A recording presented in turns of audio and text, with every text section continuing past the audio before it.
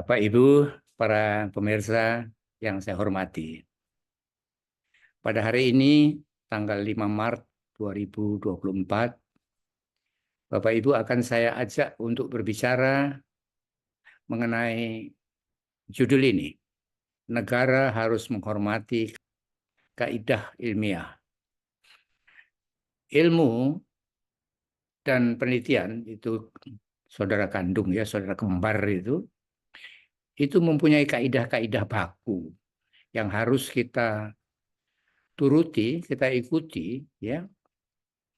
Karena itu sudah menjadi panutan bagi seluruh ilmuwan di seluruh dunia. Mengapa harus dituruti? Karena kalau kita tidak mengikuti kaidah itu, maka kita mudah jatuh dalam bias, ya, sehingga penelitian maupun ilmu kita itu tidak valid.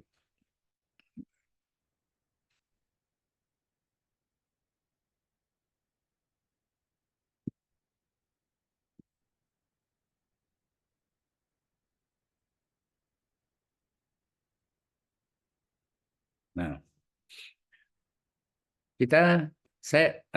saya akan berbicara lebih banyak tentang dokter, ya, karena memang fokus pembicaraan ini pada dokter sebenarnya. Siapa dokter itu? Ya. Jadi dokter itu punya dua peran. Satu, dia adalah ilmuwan. Ya. Ilmuwan dia telah menyelesaikan pendidikan di Fakultas Kedokteran. Ya. Yang kedua, dia mempraktekkan ilmu kedokteran ya, sebagai profesi dokter. Ya.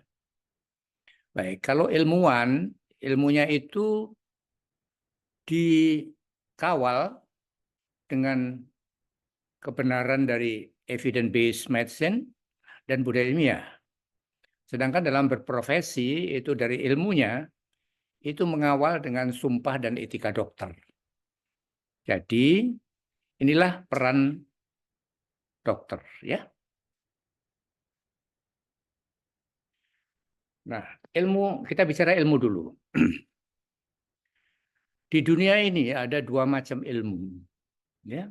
Satu adalah natural science atau ilmu pasti alam, dan yang kedua social science. Ilmu kedokteran itu adalah cabang dari ilmu biologi. Ya, bersama-sama ilmu fisika, kimia, astronomi, geologi, matematika, itu adalah ilmu pasti alam, natural science. Bukan social science ya. Kalau social science ini berbeda sekali ya tentang kebenaran yang dipakai dalam natural science, dan ini sangat berbeda ya. Social science itu yang mempelajari perilaku manusia ya. Baik, saya teruskan saja dulu. Nah, ini sering dikutip orang ya. Ini Dr. siapa? Osler ini ya, William Osler ini mengatakan bahwa the practice of medicine is an art, ya, not a trade, calling, segala macam itu. Tapi yang ingin saya sampaikan di sini, bahwa dia menyebut bahwa the practice medicine is art. Ini practice of medicine ya.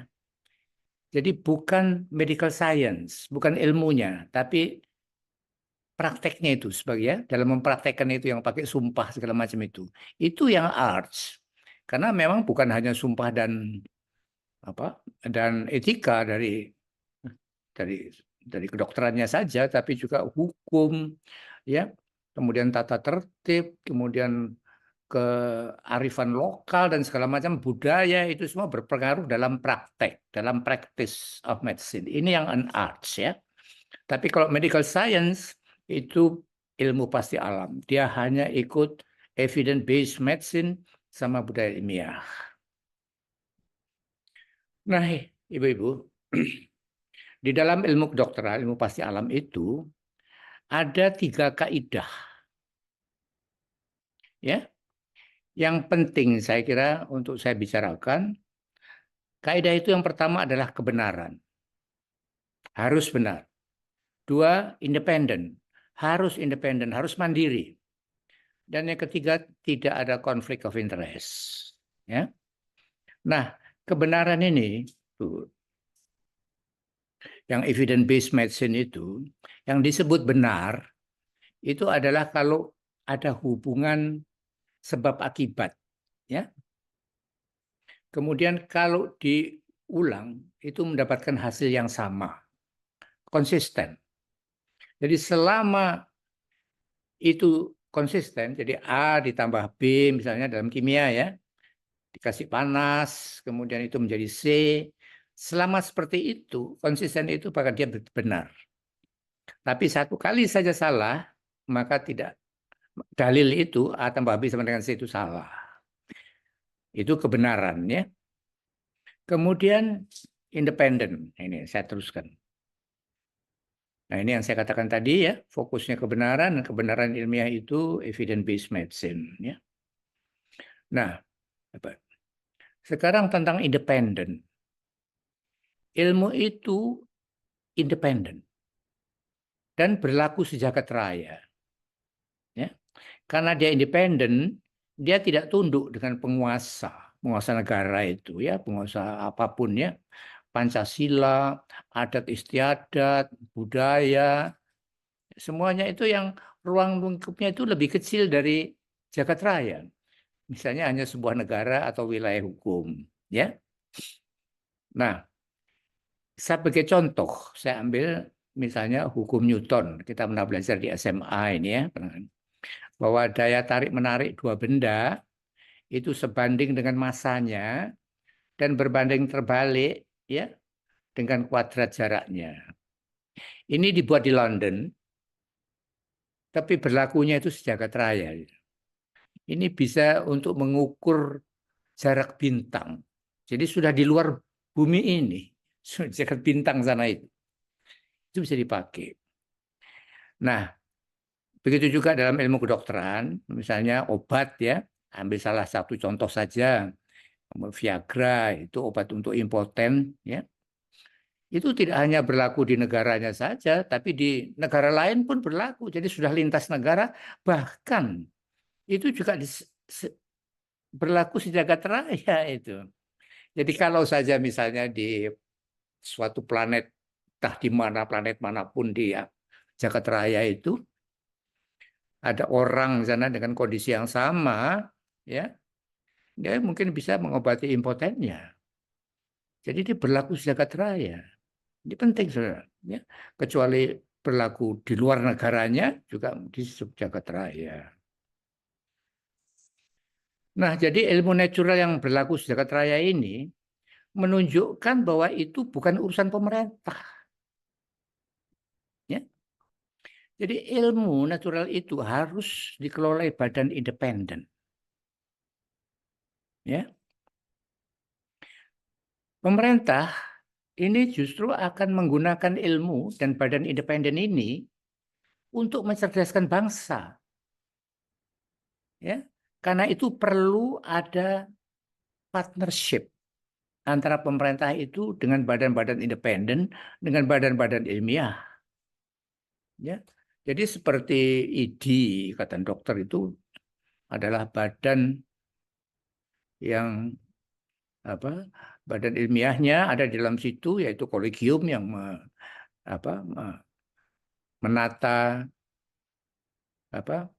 menata ilmunya ya, dan kemudian etiknya itu oleh MKIK. Jadi pemerintah itu sekali lagi seperti saya juga sudah beberapa kali menulis, itu perlu adanya partnership ya,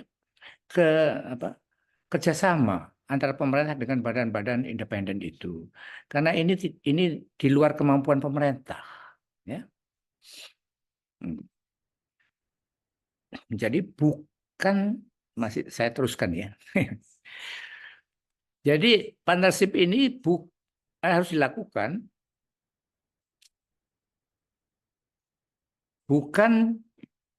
justru bukan permusuhan. Nah, ini yang disinyalir saat ini kan ada semacam permusuhan antara pemerintah itu dengan organisasi profesi. Itu tidak layak, itu tidak wajar itu. Ya. Nah, saya teruskan tentang sumpah dan etika dokter. Ya. Tanpa ilmu kedokteran, ya, maka tidak ada sumpah dan etika ini. Tidak ada. Ya. Sumpah dan etika ini satu paket, ya, dengan ilmu kedokteran. Sumpah, etika, ilmu. Ini satu paket. Itu urusannya profesi, bukan urusan pemerintah. Jadi supaya paham itu, ya. Pemerintah tidak punya kemampuan, tidak punya wewenang, tidak punya ya kemampuan, kan? Kemampuan untuk ngurusin ilmu, etika, dan sumpah dokter. Tidak punya. Itu harus badan independen. Jadi bentuk organisasi profesi ID yang sebelumnya UPL ini itu menurut saya sudah benar. Jadi ID ya itu untuk ngurusin ilmunya kolegium ya, untuk ngurusin sumpah etikanya MKEK. Semuanya ini bergelut dengan ilmu kedokteran sebenarnya ini. Ya, satu paket ini. Satu paket. Itu. Nah, apa yang terjadi sekarang? OBL kesehatan itu ya dibuat selintutan ya di medsos sudah sering banyak ditulis oleh teman-teman sejawat ya bahwa itu dibuat secara konspiratif. Ada konspirasi di situ. Jadi secara moral etika itu memang tercela. Misconduct ini ya. Masa undang-undang kok dibuat secara konspiratif ya. Kedua, pembuatannya itu terasa tergesa-gesa ya. Padahal tidak ada urgensi, tidak ada. Kemudian tanpa kajian akademik. Biasanya undang-undang itu pakai kajian, ada naskah akademik ya. Ini karena tidak ada ya tidak dapat dipertanggungjawabkan secara akademik ya. Banyak perubahan sistem yang tidak relevan dengan fungsi dan keadaan ilmiahnya. Ya. Nah,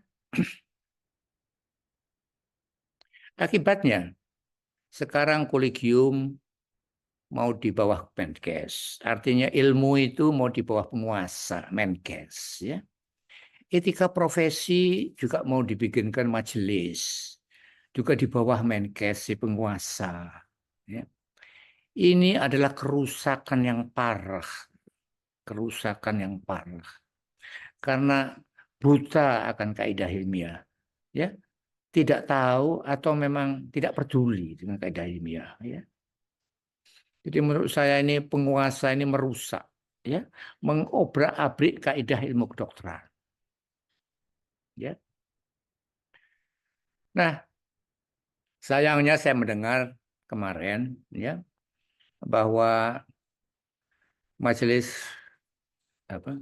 Majelis Konstitusi MK itu telah menolak ya tuntutan ID untuk membatalkan OBL itu. Jadi bakalnya OBL ini masih harus dipakai, masih tetap harus dipakai. Nah, ini saya cerita tentang seorang ilmuwan ya yang hubungannya dengan penguasa itu. Ilmuwan Galileo itu di tahun 1622 itu dihukum oleh gereja Roma. Ya, penguasa pada waktu itu. Karena Galileo ini mendukung teori Kopernikus. Teori Kopernikus itu mengatakan bahwa bumi ini mengelilingi matahari, ya. Padahal menurut dogma gereja pada waktu itu, ya, bumi itu sentral dari segala jagat raya, matahari, bintang segala macam itu mengelilingi bumi, ya. Begitu juga manusia itu menurut dogmanya itu adalah sentral, semua kepentingan jagat raya itu untuk manusia. Itu ya, itu ya. Gereja Roma ini penguasa, dia berada di samping raja itu. Jadi hukuman gereja itu sama dengan hukuman raja, ya. Nah, itu kemudian kan teori Kopernikus benar, ya, bahwa Kopernikus benar, memang bumi itu mengelilingi matahari. Tetapi hukuman itu baru dicabut 350 tahun setelah kematiannya. Tahun 1972, enggak salah itu, ya, 72. Jadi kalau penguasa ini bikin kesalahan, lama itu. Untuk dicabut, untuk diperbaiki itu lama. Untuk ini, kasus ini 350 tahun. Jadi memprihatinkan. Ya, kalau sampai penguasa itu bikin keputusan yang salah. Nah, ada kasus tentang kasus lain sekarang ya. Saya beri contoh. Ada pemerintah itu membuat Kemkes itu membuat penelitian ya berbasis pelayanan. Ya. Ini Kemkes kok bikin penelitian. Kemkes ini penguasa, ini bukan badan ilmiah ini. Ya, ini yang dibuat pun menyalahi kaidah ilmiah. Nanti saya terangkan, ada gambarnya ya. Yang kedua, tentang heparin ya pada cuci otak. Itu disertasi di suatu universitas itu, ya. Ini tidak, teorinya itu tidak valid, tidak ada dukungan ilmiahnya itu heparin untuk cuci otak ini, untuk menghilangkan trombus dari pembuluh darah otak itu. Jadi seharusnya kalau ini tidak, teorinya saja tidak valid, ya tidak bisa diteruskan. Nah, ketiga, vaksin Nusantara itu ditolak oleh BPOM, kemudian dipindahkan ke Kemkes. Ini berarti dari badan ilmiah BPOM ke penguasa, ke Kemkes. Ini salah kaprah itu, saudara. Nah ini, penelitian obat itu yang baku itu begini. Ada teori, ya, kemudian dites laboratorium, tes binatang, tes hewan itu, kemudian tes manusia, klinik 1, tes 2, klinik 2, 3. Begitu dia masuk ke klinik, ini harus sudah diawasi oleh FDA. Ya, kalau di Amerika, kalau kita di POM, ya, di Badan Obat dan Makanan itu, ya. Nah, ini tes-tes ini semuanya itu untuk mencari apakah ini benar, apakah ini efektif, ada gunanya, apakah banyak side effect-nya, risikonya, ya. Tiap tahap itu mesti dilihat ini. Jadi kalau penelitian berdasarkan pelayanan itu langsung dipakai. Belum disetujui oleh FDA, ya, belum ada approval, ini sudah dijual, sudah digunakan. Itu betul-betul terbalik, ya. Bukan saja melawan, tapi terbalik, ya, terbalik, membalik-balikkan kaidah ilmiah itu. Itu salah, tidak boleh seperti itu, ya. Harus ini tuntas dulu, baru disetujui oleh POM, ya, approve, kemudian baru bisa dijual dan digunakan. Nah, kemudian yang heparin itu secara teori saja di sini itu sudah tidak ada dukungan ilmiah. Jadi mestinya nggak bisa turun, nggak bisa ke tes ini, nggak bisa tes ini. Ya, di sini sudah ditolak seharusnya. Ya, itu. Nah, baik, saya teruskan. Nah, penelitian obat untuk manusia itu, ya, itu ada deklarasi dari Helsinki, Declaration of Helsinki. Ini sudah beberapa kali diperbaiki, disempurnakan. Ini yang terakhir ya, diantaranya itu yang ini banyak tetap ini ya. Ini bunyinya seperti ini. Medical research involving human subjects must conform to generally accepted scientific principle. Jadi penelitian-penelitian pada manusia itu tetap harus mengikuti kaidah baku, ya, accepted principle, scientific principles, ya, ini accepted scientific principle, harus ikut kaidah yang baku. Tidak bisa kemudian diputar balikkan seperti apa, penelitian berdasarkan pelayanan, terus langsung dipakai, terus kan langsung diteliti. Tidak ada seperti itu, salah itu. Nah, kalau ada obat-obat yang masih dalam penelitian, masih investigational new drug, ya, IND, dipakai sebagai treatment itu bisa, ya, tetapi dengan izin FDA.